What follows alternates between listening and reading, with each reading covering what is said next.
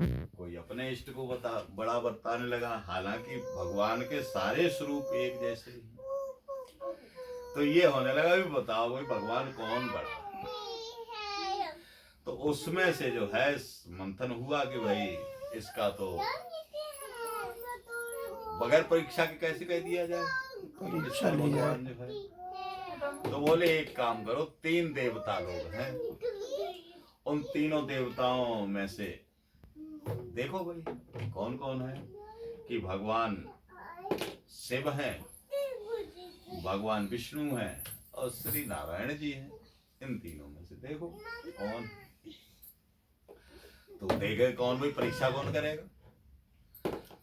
तो परीक्षा में ये था कि भाई कोई संत ही जो है जाकर के परीक्षा करे भगवान की, क्योंकि संत जो है देवताओं से बड़े हैं।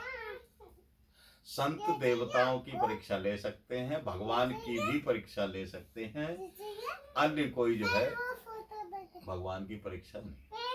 और जैसे संत हैं वैसे ही भगवान है। भगवान और संत में कोई भी अंतर नहीं। तो उस समय जो है सबसे बड़े संत ढूंढे गए, तो उसमें प्रभु जी जो परशुराम जी के पिता हैं, उनको निश्चित किया गया कि महाराज आप जो है पता करो कि सभी देवों में से बड़े देव किसको माना जाए, कौन है। तो सबसे पहले जो है वो गए भगवान भोलेनाथ के यहाँ और जाकर के जो है भगवान भोलेनाथ को अपना अब शब्द बोलने लगे। कुछ देर तो भोलेनाथ ने सुना, उसके बाद उन्होंने जो है अपना तीसरा नेत्र खोल दिया। लेकिन प्रभु जी का वो कुछ बिगाड़ नहीं सका उनका तीसरा नेत्र, क्योंकि भगवान शिव का तीसरा नेत्र एक टेस्ट किट है। अपना तीसरा नेत्र खोलते हैं, सामने वाले को चेक करते हैं, अगर वो राम का भक्त है तो उसका कुछ नहीं बिगड़ेगा, और अगर वो काम का भक्त है तो जल करके खाक हो जाएगा, नष्ट हो जाएगा। ये उनके पास टेस्ट हुआ। तो वहां से भृगु जी फिर चले विष्णु जी के पास। हालांकि विष्णु जी नारायण का ही एकदम स्वरूप हैं, लेकिन ऐसे हैं ओरिजिनल कॉपी और फोटोकॉपी। फोटोकॉपी भी वही कार्य करती है जो ओरिजिनल कार्य करती है, लेकिन ओरिजिनल तो ओरिजिनल है और फोटोकॉपी को दोबारा से हस्ताक्षर करना पड़ेगा।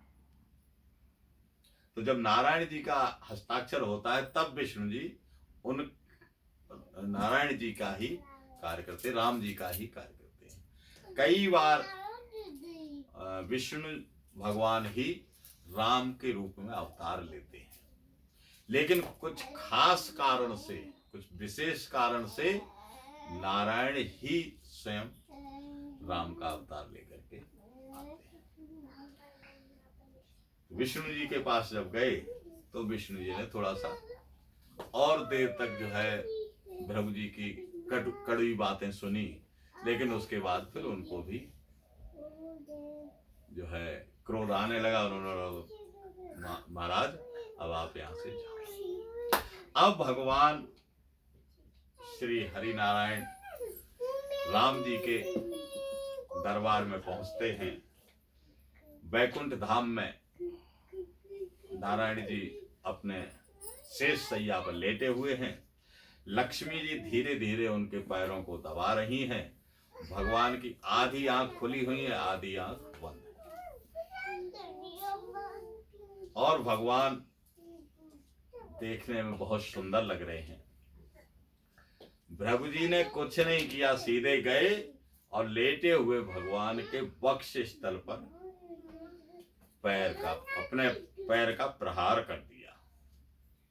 भगवान एकदम से तिलमिला करके उठे और उठते ही उन्होंने देखा कि सामने भृगु जी एक ब्राह्मण को आया देख करके और अपने वक्ष स्थल पर पैर का वार देख करके उसको भूल के ब्राह्मण के पैर पकड़ लिए और उसको सहलाने लगे। प्रभु कहने लगे, हे ब्राह्मण देव, मेरे इस कठोर बख्शिश स्थल पर आपके पैर का प्रहार करने से कहीं आपके इस कोमल चरण में कोई कष्ट तो नहीं उत्पन्न हुआ।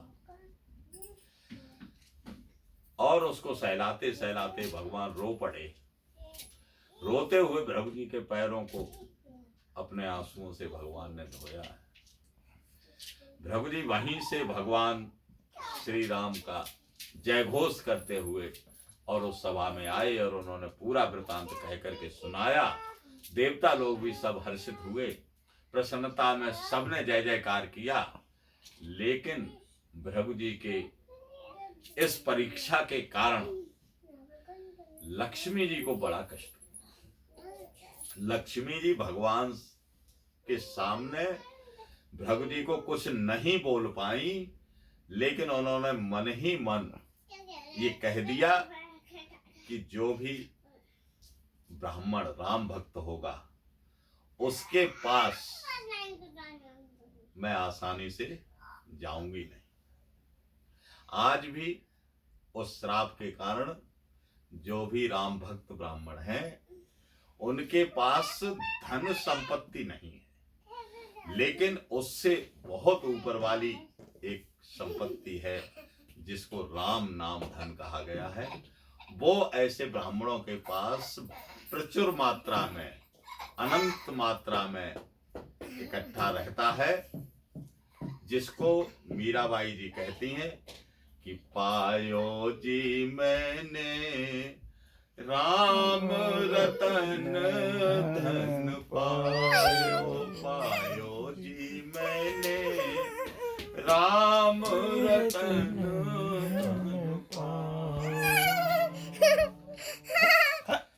जब वीडियो बंद करता हूँ। भगवान श्री राम ने, श्री नारायण ने जब लक्ष्मी जी के हृदय के उन भावों को पढ़ा कि इन्होंने ब्राह्मण कुल को ऐसा श्राप दे दिया है, तो भगवान ने विशेष व्यवस्था ये ऐसी की है कि मैं अब आज के बाद धराधाम पर अगर जाऊंगा तो ब्राह्मण, गौ, देवता और संतों के लिए ही जाऊंगा। इसीलिए कहते हैं कि विप्रधेनु सुर संत हित लीन मनुज अवतार, तो निज इच्छा निर्मित तनु माया गुण गोपाल। सियावर राम जय राम, मेरे प्रभु राम जय जय राम। और इस धराधाम पर आकर के भगवान ब्राह्मणों का हित कैसे करते हैं कि जो भी भगवान राम के चरणों में प्रीति रखता हुआ ब्राह्मण है उसको एक सबसे बड़ा धन दे देते हैं। वह धन है संतोष धन। संतोष धन कैसे सबसे बड़ा है? कभी लोग कहते हैं कि गोधन, गज धन, बाज धन और रतन धन खान, और जब आवे संतोष धन सब धन धूरे समान। ऐसा संतोष धन भगवान श्री राम ब्राह्मणों को अर्पित करते हैं। आज